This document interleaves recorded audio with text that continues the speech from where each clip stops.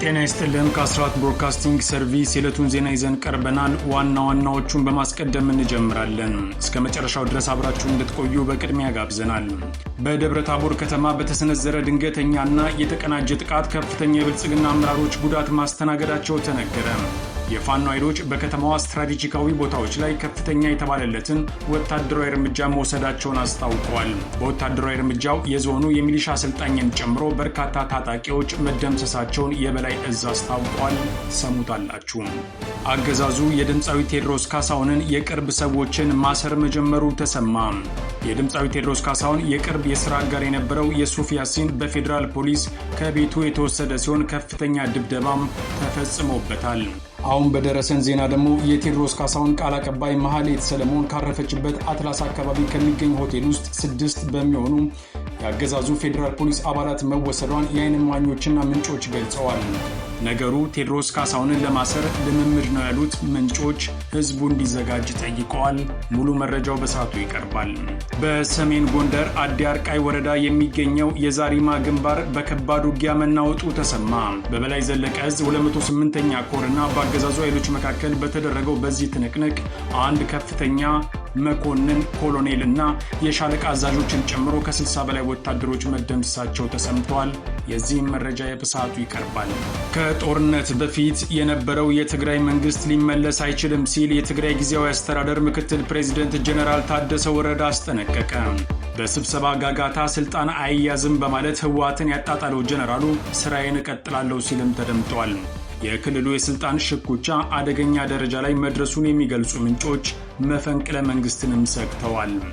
በደብረ ብርሃን ከተማ አቅራቢያ ዛሬ ጠዋት 4.7 ማግኒቲዩድ የተመዘገበ የመሬት መንቀጥቀጥ መከሰቱን የዓለም አቀፍ የሴስሞሎጂ ተቋም አስታውቋል። በሰው ላይ የደረሰ ጉዳት ስለመኖሩ መረጃ የለም ያለው ተቋሙ ህብረተሰቡ ተገቢውን ጥንቃቄ እንዲያደርግ አሳስበዋል።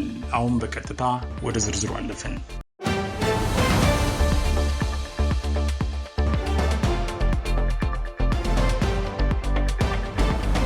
በደብረ ታቦር ከተማ በተሰነዘረ ድንገተኛና የተቀናጀ ጥቃት ከፍተኛ የብልጽግና አመራሮች ጉዳት ማስተናገዳቸው ተነገረ።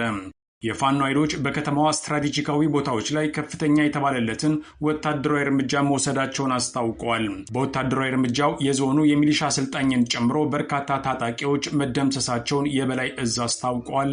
ትሰሙታላችሁ። ተጨማሪው እንደሚከተለው ይቀርባል። በደብረ ታቦር ከተማ በፋኖ ተዋጊዎች በተሰነዘረ የተቀናጀ ጥቃት የብልጽግና የጸጥታ አካላትና አመራሮች ላይ ከፍተኛ ጉዳት መድረሱን የበላይ እዝ አስታውቋል። ከዙ የተገኘው መረጃ እንደሚያመለክተው የፋኖ ተዋጊዎች ንጋት ላይ ወደ ደብረ ታቦር ከተማ በመግባት የብልጽግና ኃይሎች ምሽግ በያዙባቸው ቦታዎች ላይ መብረቃዊ የተባለ ጥቃት ፈጽመዋልም ብሏል።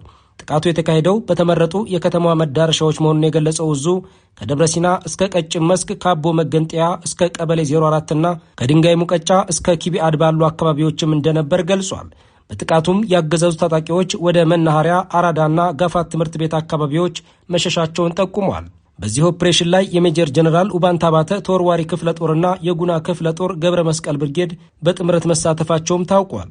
እንደ እዙ መረጃ በጥቃቱ 100 አለቃ ፍቃድ ያለሙ የተባለ የዞኑ የሚሊሻ አሰልጣኝና መላሽ የተባለ የአድማ ብተና አመራር መደምሰሳቸውም ተገልጿል። በኦፕሬሽኑ የጦር መሳሪያዎች መማረካቸውንና የብልጽግና መዋቅር የአመራር አካላት በከፍተኛ መደናገጥ ውስጥ መውደቃቸውን የዓይን እማኞችን ጠቅሶ እዙ በመረጃው አመላክቷል። በአሁኑ ወቅትም የቆሰሉ የብልጽግና ታጣቂዎች በደብረ ታቦር ሪፈራል ሆስፒታልና በጤና ጣቢያዎች ውስጥ ሕክምና እየተከታተሉ እንደሚገኝም ተነግሯል። የፋኖ ሰራዊትም ያሰበውን ግብ አሳክቶ ወደ ይዞታው መመለሱን የገለጸው የጎንደር ጠቅላይ ግዛት በላይ እዝ በቀጣይም በከተማዋና በአካባቢው ያለውን ወታደራዊ እንቅስቃሴ አጠናክሮ እንደሚቀጥል አስታውቀዋል።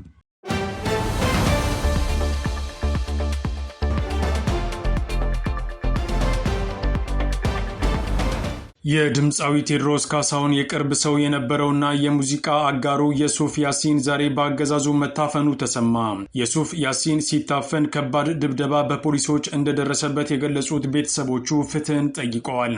የአብይ አህመድ ውሳኔ ከባድ ዓለም አቀፋዊ ጫና እየመጣበት ባለበት ሰዓት የተፈጸመ መሆኑ ሰውየው ለቀጣይ ከቴዎድሮስ ጋር ባሉ የጥበብ ሰዎች ላይመለስ ይችላል የሚለውን ጥርጣሬ እንዲጨምር አድርጎታል። የታሳሪው ቤተሰቦች መረጃ እንዳመለከተው 6 በሚሆኑ የፌዴራል ፖሊስ አባላት የተፈጸመው ይህ ድንገተኛ ዘመቻ በሕግ ጥላ ስር ከመዋል ባለፈ ከባድ የሰብአዊ መብት ጥሰት የታየበት ነው ብለውታል። ፖሊሶቹ የሱፍ ያሲንን ከገዛ ቤቱና ቤተሰቡ ፊት በኃይል እየደበደቡ መውሰዳቸው እርምጃው ሕጋዊ ማጣራት ሳይሆን ማስፈራራትና የኃይል እርምጃን ያማከለ መሆኑን ያሳያል ብለዋል ቤተሰቦቹ። ግለሰቡ እስካሁን ድረስ የት እንደታሰረና በምን ወንጀል እንደተጠረጠረ በይፋ የተሰጠው መግለጫ ባይኖርም የእስረኛው አያያዝ ግን በአገሪቱ ያለውን የጸጥታ ኃይሎች የኃይል እርምጃን አሳሳቢነት በድጋሚ አጉልቶ አሳይቷል ሲሉ ታዛቢዎች ይናገራሉ። የዚህ ዜና የፖለቲካና የደህንነት ስበት የሚያርፈው ከዩሱፍ ያሲን ግለሰባዊ ማንነት ይልቅ ከቴዲ አፍሮ ጋር ባለው እጅግ የጠበቀ ትስስር ላይ ነው ተብሏል። ዩሱፍ ከቴዲ አፍሮ ጋር በየቀኑ አብሮ የሚውል በስቱዲዮ ስራዎቹ የማይለየውና የልብ ወዳጁ መሆኑ ይታወቃል ተብሏል። በፖለቲካዊና የደህንነት ትንታኔ መነጽር ሲታይ የጸጥታ ኃይሎች የቴዲን የቅርብ ሰው በዚህ መልኩ በኃይልና በድብደባ መውሰዳቸው በቀጥታም ሆነ በተዘዋዋሪ በራሱ በድምፃዊው ላይ የተቃጣ የስነ ልቦና ጫናና የማስጠንቀቂያ መልእክት ሊሆን እንደሚችል ጠንካራ ስጋትን አሳርፏል። ይህም ቢሆን ግን የኦህዴድ አገዛዝ በድምፃዊ ቴዎድሮስ ካሳሁን ላይ እስር ባይፈጽምም ድምፃዊ ቴዎድሮስ ካሳሁን ሀገር ለቆ እንዲወጣ የተለያዩ እርምጃዎችን በማጤን ላይ እንዳለ ከብልጽግና የወጡ መረጃዎች አመልክተዋል። ግብር መጫን፣ የተለያዩ የማዋከብና የማስፈራራት ዘመቻ በሰፊው በቴዎድሮስ ካሳሁን ላይ መክፈት ለጊዜው የአብይ አህመድ አማራጭ ሆኖ ተገኝቷል ተብሏል። አሁን በደረሰን ዜና ደግሞ የቴዎድሮስ ካሳሁን ቃል አቀባይ መሐሌት ሰለሞን ካረፈችበት አትላስ አካባቢ ከሚገኝ ሆቴል ውስጥ 6 በሚሆኑ የአገዛዙ ፌዴራል ፖሊስ አባላት መወሰዷን የዓይን እማኞችና ምንጮች ገልጸዋል። በትውልድ ኢትዮጵያዊት በዜግነት ደግሞ ኦስትሪያዊት የሆነችው መሐሌት በአርቲስቱ የሥራ ማኔጅመንት ውስጥ ትልቅ ሚና ያላት ቁልፍ የቡድን አባል ነበረች። ከቅርብ ጊዜ ወዲህ የቴዲ አፍሮን አዲስና ሲጠበቅ የነበረውን ሙዚቃ አልበምን መውጣትን ተከትሎ ድምፃዊውን በመወከል የተለያዩ ይፋዊ መግለጫዎችንና የሥራ እንቅስቃሴዎችን ስታስተባብር መቆየቷም ተነግሯል። ምንም እንኳን ያገዛዙ የፌዴራል ፖሊስ በእስሮቹ ዙሪያ ይህ ዜና እስከተጠናከረበት ጊዜ ድረስ የሰጠው ይፋዊ መግለጫ ባይኖርም ይህ ተከታታይነት ያለው የእስር እርምጃ ተራ የሕግ ማስከበር ሂደት ሳይሆን በድምፃዊው ዙሪያ ያሉትን የቅርብ ሰዎች፣ የሥራ አጋሮችና ወዳጆችን ነጥሎ በማጥቃት በቴዲ አፍሮ ላይ ከባድ የስነ ልቦና ጫናና የሥራ መስተጓጎል ለመፍጠር የታለመ የተቀናጀ ኦፕሬሽን መሆኑን የፖለቲካና የደህንነት ተንታኞች አረጋግጠዋል። በተለይም አርቲስቱ አዲስ አልበም ይዞ ወደ ህዝብ ለመውጣት ዝግጅት እያደረገ ባለበት ወሳኝ ወቅት ላይ ቃል አቀባዩንና ማናጀሩን ማሰር ሆን ተብሎ የጥበብ ስራውን ለማክሸፍ የተደረገ እንቅስቃሴ ተደርጎ ተወስዷል።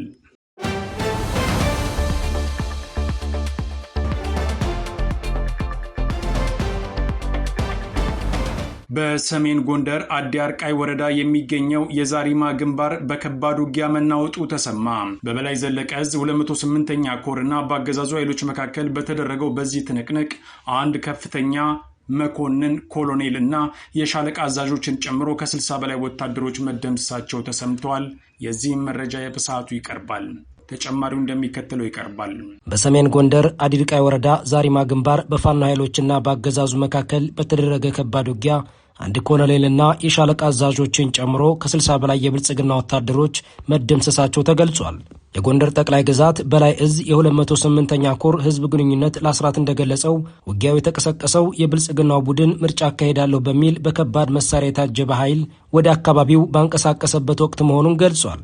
ከዛሪማ ተነስቶ ወደ ብስኒትና ጥራይና ቀበሌዎች ለማቅናት ይንቀሳቀስ የነበረውን የአገዛዙ ጦር የፋኖ ኃይሎች በሁለትና በሶስት አቅጣጫ በመቁረጥ ድንገተኛ ጥቃት መፈጸማቸውም ተገልጸዋል። በዚያ ወደ ውጊያ 40 የመከላከያ ሰራዊት አባላት፣ 20 ሚሊሻዎችና አንድ የአድርቃይ ወረዳ ምርጫ አስተባባሪ መደምሰሳቸውም ታውቋል።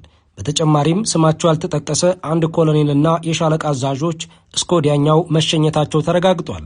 በርካታ ቁጥር ያላቸው የአገዛዙ ወታደሮች በውጊያው የቆሰሉ ሲሆን በሁለት ኦራልና አንድ አይሱዚ ተጭነው ወደ ደባርቅና አድርቃይ ሆስፒታሎች መወሰዳቸውም ተነግሯል። በዚህ ግንባር 38 የነፍስ ወከፍ ክላሽንኮቭ መሳሪያዎችና በርካታ ቁጥር ያላቸው ጥይቶችም በፋኖ ቁጥጥር ስር ውለዋል ተብሏል። በአሁኑ ሰዓትም ከውጊያው ማምለጥ ያልቻለው የብልጽግናው ኃይል አመሻሹን በተራራማ ቦታዎች ተከቦ እንደሚገኝ የጠቀሰው የግንባር መረጃው ወደ መጣበት ለማምለጥ ቢሞክርም በጎንደር ጠቅላይ ግዛት በላይ ዕዝ 208ኛ ኮር አርበኞች ከበባ ውስጥ እንደሚገኝ ለማወቅ ተችሏል።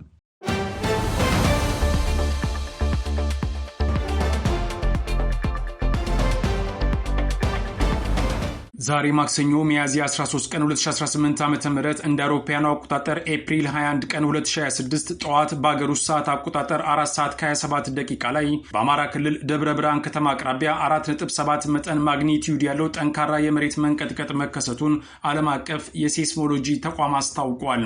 ክስተቱ የተመዘገበው ከደብረ ብርሃን ከተማ 62 ኪሎ ሜትር ርቀት ላይ ወደ ደቡብ ምስራቅ አቅጣጫ ሲሆን ይህ የተፈጥሮ ክስተት በመካከለኛው የኢትዮጵያ ክፍል የፈጠረው ንዝረት የብዙዎችን ትኩረት ስቧል።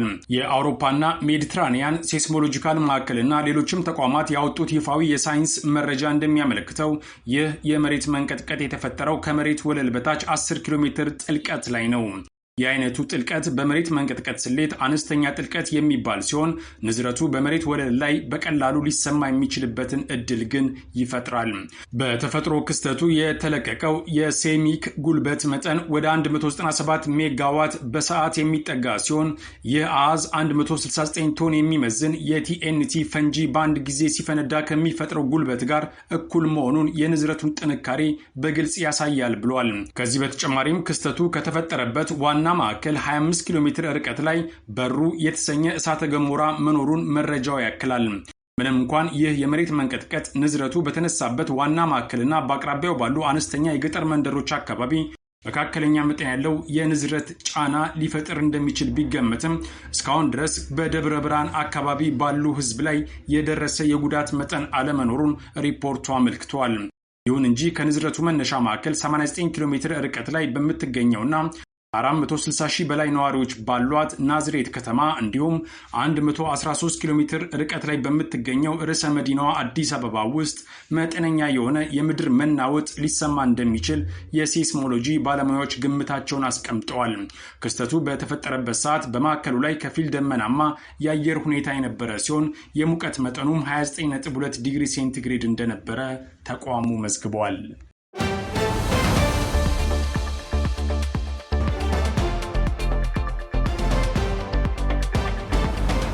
በህወሓትና በጀነራል ታደሰ መካከል ያለው ፍጥጫ አሁንም ቀጥሏል። ጀነራሉ ተስፋ እንደሌለው የሚገልጹ ታዛቢዎች ስልጣን መልቀቁ አይቀርም ቢሉም ታደሰ ወረደ ዛሬ በሰጠው መግለጫ አለሁኝ ብለዋል።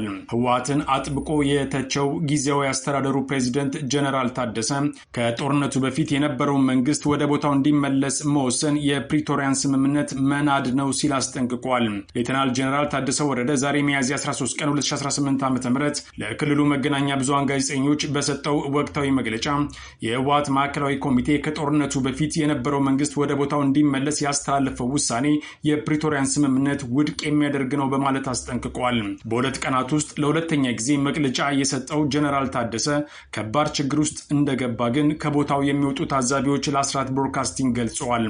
ሌተናል ጀነራል ታደሰ የጊዜ ጉዳይ ካልሆነ በስተቀረም መስራት እንደማይችልም እነዚሁ ታዛቢዎች ይሞግታሉ።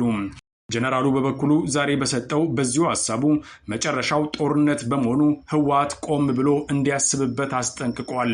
በስልጣን ርክክብ ሂደት ውስጥ ውጥረት ሊኖር እንደማይገባ የገለጸው ፕሬዝዳንቱ ይህንን ችግር ለመፍታት መነጋገርና ተደጋጋሚ ውይይቶችን ማድረግ እንደሚያስፈልግም አሳስበዋል።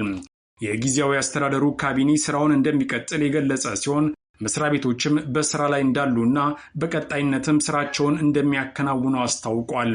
ጀነራል ታደሰ በተረጋጋ በሚመስል መንፈስ መልእክቱን ቢያስተላልፍም አሁን መፈንቅለ መንግስት ሊፈጸም ይችላል የሚለው ስጋት ግን በታዛቢዎች ዘንድ አይሏል።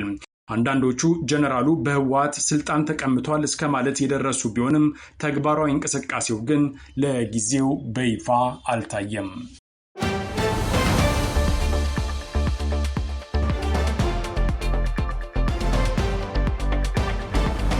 አሁን ደግሞ ከውጭ ወዳገኘነው ዘገባ ስናልፍ ፕሬዚዳንት ዶናልድ ትራምፕ ኢራን ከአሜሪካ ጋር የሚደረገው ድርድር ልዑካኗን ወደ ፓኪስታን ከመላክ ውጭ አማራጭ የላትም በማለት ተናግረዋል። የሁለቱ ሀገራት የተኩስ አቁም ስምምነት ሊጠናቀቅ ጥቂት ጊዜ በቀረበት በዚህ ሰዓት ሀገራቱ ወደ ሌላ ዙር ጦርነት ለመግባት በቋፍ ላይ ይገኛሉ ተብሏል።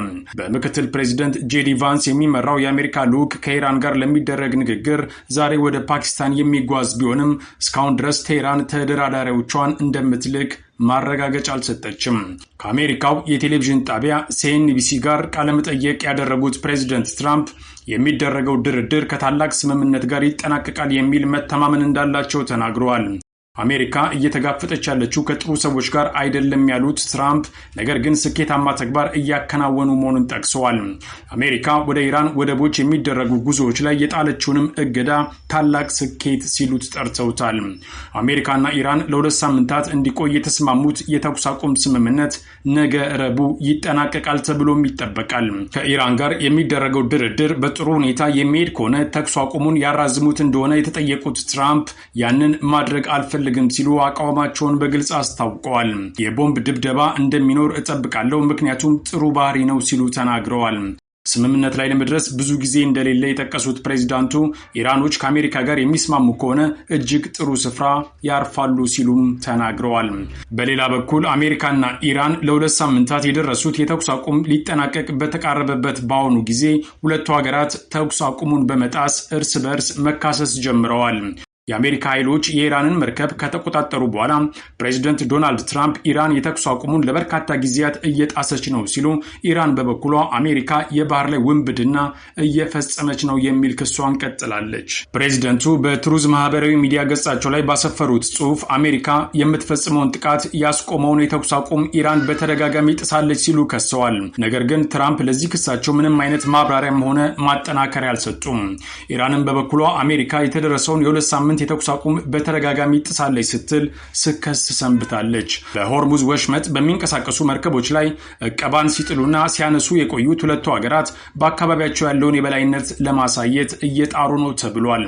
የአሜሪካ የባህር ኃይል በሆርሙዝ ላይ የተጣለውን እገዳ የጣሰ ነው ባሉት የኢራን መርከብ ላይ መተኮሳቸውን ተከትሎ የኢራን ጦር ኃይል ለአሜሪካ ወታደራዊ የባህር ላይ ውንብድና ላለው ጥቃት አጸፋ እንደሚመልስ መዛቱ አይዘነጋም።